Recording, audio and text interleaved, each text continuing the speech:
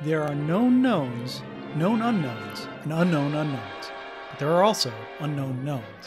We are the ancient and esoteric order of the Jackalope, a secret society devoted to unearthing and sharing this forgotten knowledge. They called him the Glutton of Glands, the monster without makeup, the brute, the creeper. You can call him anything you want, but his friends called him Rondo. Monster Without a Mask, presented by number 13. Rondo Hatton was born on April 22, 1894. His parents, Stuart and Emily Hatton, were itinerant college instructors, adjunct professors basically, so the family moved around a lot. When Rondo was born, they were teaching at Kemar College in Hagerstown, Maryland. Census records put them at Hickory, North Carolina in 1900, where Rondo's younger brother Stuart Jr. was born.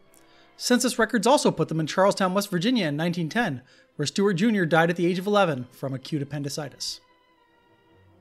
Perhaps looking to get away from bad memories, in 1912 the family relocated to live near relatives in Hillsborough County, Florida. Young Rondo was a standout, an all-star multi-sport athlete for the Hillsborough High Terriers, and active socially. He was also a hit with the ladies, voted handsomest boy in his senior class. After graduating from high school, Rondo went on to college, though by all accounts he was more interested in sports and socializing than academics. He started at Columbia College in Missouri, then went to the North Carolina College of Agriculture and Mechanic Arts, where he joined Sigma Nu fraternity, before finally ending up at Davis and Elkins College in West Virginia, where he played quarterback for the football team. Once his college days were over, Rondo joined the Florida National Guard in 1916. His company was called up to patrol the Texas border during the Pancho Villa expedition. During World War I, his unit was sent to serve in France. While in France, Rondo's unit was reportedly gassed by the Germans and he spent several months recovering in a hospital bed. However, there are no contemporary records of any attack. That's strange, and that the Tampa papers were breathlessly publishing every scrap they could get about their brave boys, and Rondo in particular. They published news bulletins when Rondo was out of town on vacation, when Rondo told a funny joke at the soda counter, when Rondo's wife left the car running and it got stolen. It seems hard to believe they wouldn't mention Rondo fighting for his life in France. Still, the omission doesn't necessarily mean anything. War Department records from this era are fragmentary, and Rondo's own failure to mention it could be chalked up to a veteran's reluctance to talk about his wartime experience. However, odds are the gas attack was just a story made up by a Hollywood publicist years later. In any case, Rondo was honorably discharged and sent back to Florida in July 1919. If he was recovering from a gas attack, he was apparently quite recovered, because he immediately joined the 1919 University of Florida Gators football team as a substitute quarterback. If it seems odd to you that a 25-year-old Army veteran, who'd already graduated from college, would be playing football against boys 6 years younger than him, well, it seemed odd to Florida's opponents too, and they filed a formal protest. Rondo was forced to sit out a few games, but was ultimately ruled eligible and finished the season. His football days behind him, Rondo was extremely active in the American Legion, played on local intramural sporting teams, coached the high school football team, and worked as a writer and editor for the Tampa Times, the Tampa Tribune, and the Downing Sports Syndicate. He dabbled in real estate, acting as an agent for others and speculating on industrial and residential ventures. In April 1926, he married Elizabeth Immel James, a local debutante. The popular young couple was the toast of Tampa. Those happy days were soon to end. At some point in the 1920s, Rondo was diagnosed with acromegaly, a condition where the body produces excess growth hormone after the growth plates on the bones have fused together. Rondo had developed the condition in his late teens, but now its symptoms were undeniable. His hands and feet enlarged and were prone to painful infections. His face changed as his nose, lips, and brow began to swell, and his jaw and chin became more prominent, until the handsomest boy in Hillcrest High was almost unrecognizable. His organs became enlarged, causing frequent headaches and intense pain. In later years, he would develop additional complications as well, including arthritis, type 2 diabetes, and high blood pressure. Today, there are medical and surgical treatments for acromegaly, but in those times there were no effective treatments, which isn't to say there were no treatments. With his 10,000 friends pulling for him, Rondo underwent a series of painful facial and dental surgeries, intended to slow the effects of his condition. None of them were effective, but they did leave him with scars on his face and metal plates in his cheeks. To make matters worse, after the stock market crash in 1929, Rondo's real estate ventures went belly up. His young wife couldn't cope with the shame of bankruptcy and the stress of Rondo's worsening medical condition, and the two divorced in June 1930. There were some signs of hope, though. In late 1929, the Lupe Velez film Hell Harbor was being shot in Tampa, and Rondo was sent to cover it for the papers. His distinctive looks caught the eye of director Henry King, who thought he would add some visual interest to a few crowd scenes and cast him as an extra. Rondo can be seen in a few scenes of the opening reel as a rough-looking proprietor of a seedy dance hall, greedily eyeing a sailor who doesn't know he's about to get rolled. It's a nothing part, but Rondo makes the most of it. King thought Rondo had talent and tried to lure the young man back to Hollywood. Rondo wasn't convinced there was money in it, but after the crash he started reconsidering that position. In 1931, when William Wellman's Safe in Hell was filming in St. Petersburg, he drove up to audition and landed a non-speaking role as a juror in the court scenes. Still, movie roles were few and far between in Florida, so it was back to sports writing for Rondo. He remained active in the community, getting married a second time to Mabel Hoosh in September 1934, and continued to undergo a series of painful surgeries. By 1936, Rondo and his wife were ready for a change and left to make their fortune in Hollywood. When they arrived in California, Rondo called up Henry King to see if he had any roles for him. It took a few months, but King eventually cast him in 1938's In Old Chicago, a historically inaccurate epic about the Great Chicago Fire starring Tyrone Power, Alice Faye, and Don Amici. Tampa papers eagerly reported on every aspect of the film's production, creating the impression that Rondo would have a major role. When the movie was released, at least one ad that ran in local papers featured Rondo's name in bigger type than the names of the three leads put together. Any of Rondo's friends who went to the theater expecting to see the emergence of Hollywood's next superstar of the silver screen would have been disappointed, though.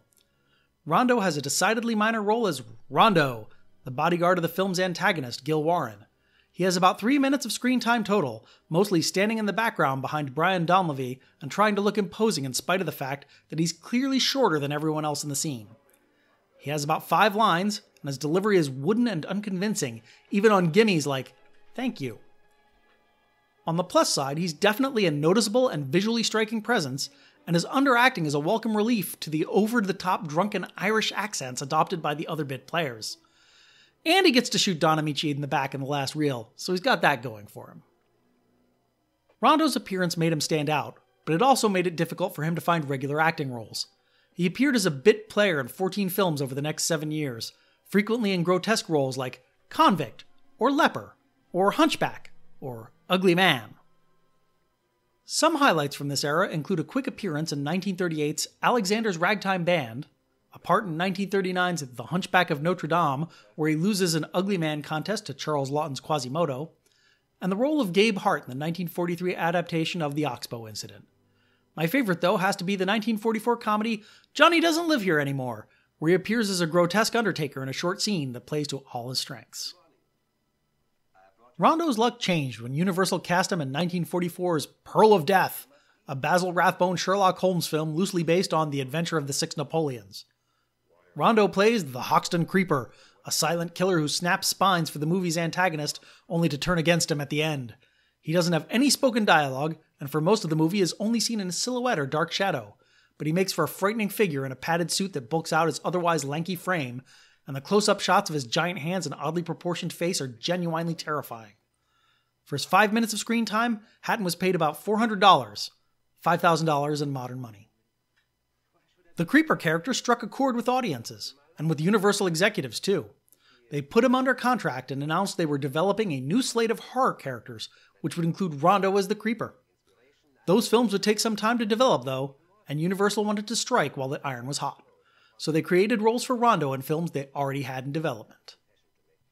First, he was hastily written into 1945's Jungle Captive, the last film to feature Z-list Universal monster Paula the Ape Woman. Rondo plays Moloch the Brute, the assistant of an evil endocrinologist who seeks to use the blood of his lab assistant to restore the ape woman to life. He isn't given much to do other than look imposing and deliver some exposition, and he does neither well. Previous films had used unusual angles and clever staging to make Rondo look taller and more imposing, but director Harold Young wasn't smart enough to do that. This was also the first time Rondo had extensive dialogue in a movie, and while he's still not a good actor, his line readings are okay. Not great. Just okay. That voice, though! It's scratchy and wheezing and sounds for all the world like he's doing a bad impression of Eddie Rochester Anderson. It undercuts the menace he effortlessly conveys otherwise. Rondo's acromegaly was clearly making it increasingly hard for him to breathe, and it's unusual that the producer and director chose to leave his performance in the final cut instead of overdubbing his dialogue or reassigning it to other characters. Rondo is also treated very strangely in the movie. Other characters are constantly calling him hideous and brutish, and in a way that seems structured to be deliberately cruel. Maybe Universal was just trying to talk up their new horror star, or maybe the scriptwriter was upset at having to shoehorn a new character into the turd he just finished polishing. We never know how Rondo felt about it, though, because he kept mum. Maybe he was just happy to have work. Rondo's next outing was 1945's The Spider-Woman Strikes Back, where he plays Mario the Monster Man, the hideous henchman of the evil Zenobia Dollard, who uses tropical orchids to murder ranchers in an isolated western town. The film is ostensibly another Sherlock Holmes spin-off.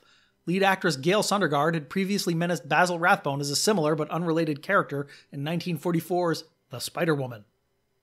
This time out, Rondo doesn't have any dialogue.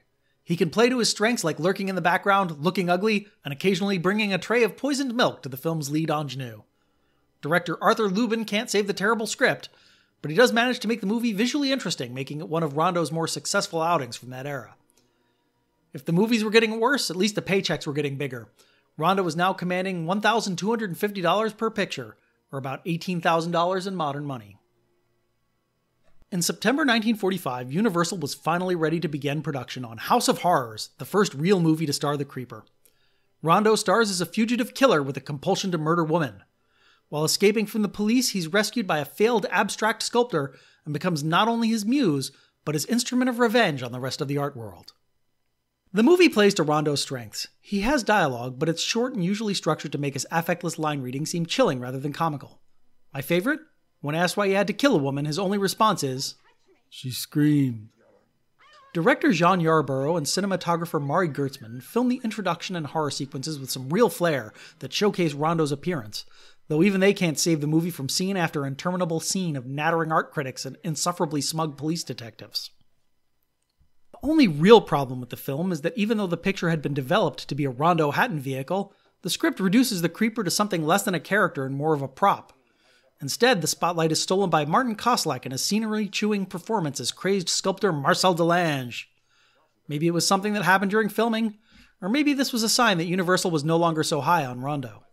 In either case, he was already under contract, so they were going to make another Creeper movie anyway. In The Brute Man, the Creeper is revealed to have survived his seeming death at the end of the previous movie. He returns to his hometown where he goes on a killing spree. It's eventually revealed that the Creeper is a formerly handsome college athlete disfigured by a freak chemical accident who's taking revenge on those responsible. He also falls in love with a blind woman who can't see how hideous he is, though in the end he still tries to murder her. You may notice that, aside from all the murdering, that sounds an awful lot like a luridly sensational version of Rondo's Hollywood bio. A popular football star disfigured by a gas attack. That's not a coincidence. Universal had decided that if they were going to exploit Hatton's deformities, they might as well go all in. Given that House of Horrors made effective use of Rondo, you'd think a sequel put together by the same writer, director, and cinematographer would have been capable at least. You'd be wrong. The production team seemed determined not to learn any lessons from their previous outing. Once again, the film focuses on characters other than Rondo, and this time the actors don't even bother to justify it with hammy performances. Rondo gets way too much dialogue, and he's even wheezier and more unconvincing than usual. Everything about the film drags. It's less than an hour long and somehow feels like it's 3 times longer. On the plus side, the opening sequence is great. Worth a watch all by itself, but turn the movie off immediately afterwards. For his work on The Brute Man, Rondo earned $3,500, or about $50,000 in modern money. The films may not have been any good, but he was finally earning enough money to pay for his medical treatments and take care of his family. Rondo never lived to see his star turns on the big screen. After production on The Brute Man finished in December 1945, his health took a turn for the worse. He was bedridden for a few months, and on February 2nd, 1946, he died of a massive heart attack at age 51. His remains were shipped back to Tampa, where he is buried in the American Legion Cemetery. In the months after Hatton's death, Universal merged with International Pictures. The new Universal International was all about prestige. They decided they would no longer produce B pictures and washed their hands of the ones they still had in the pipeline. They sold the unreleased The Brute Man to PRC for $125,000, an amount that barely covered the negative cost. Though Rondo's career was short and largely unsuccessful, his striking presence remained a pop culture presence that influences us to this day. Most notably, his physical appearance inspired the character of Lothar in Dave Stevens' Rocketeer comics and the Disney movie based on them. In a less sensitive vein, Rondo was also honored by writer Joyce Brabner when she founded the Rondo Hatton Center for the Deforming Arts in Wilmington, Delaware. In 1996, the Brute Man was featured in the 7th season of Mystery Science Theater 3000, paired with the short film The Chicken of Tomorrow. Since 2002, the fan-voted Rondo Hatton Classic Horror Awards have honored winners with a duplicate of Marcel Delange's bust of the Creeper from the House of Horrors, which means that one of Hollywood's unjustly forgotten stars is literally the new face of horror. Monster Without a Mask was researched, written, performed, and produced by David White for the Ancient and Esoteric Order of the Jackalope, and is released under the Creative Commons Attribution Non-Commercial Share-alike 4.0 International License. The script of this episode with references and links can be found on our website at orderofthejackalope.com. Keep up with our production schedule by following us at Order Jackalope on Twitter, Tumblr, and Instagram. Hey, want to join the fastest growing secret society in the nation? Of course you do! But before you can be initiated into the secret mysteries, you've got to share a mystery of your own.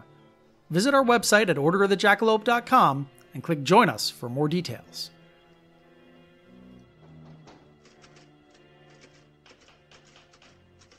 If you're the janitor, come back later. If you're anyone else, you find a window at the end of the hall. Jump out of it. Thanks for the cordial welcome, my kindly colleague.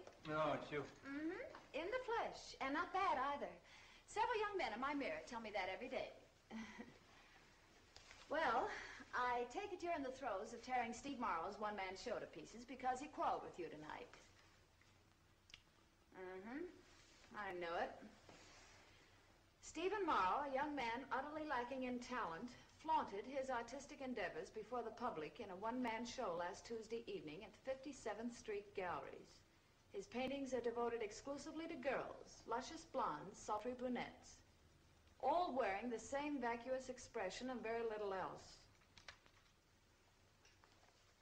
I want to talk to you about Steve, Holmes. Naturally. What else?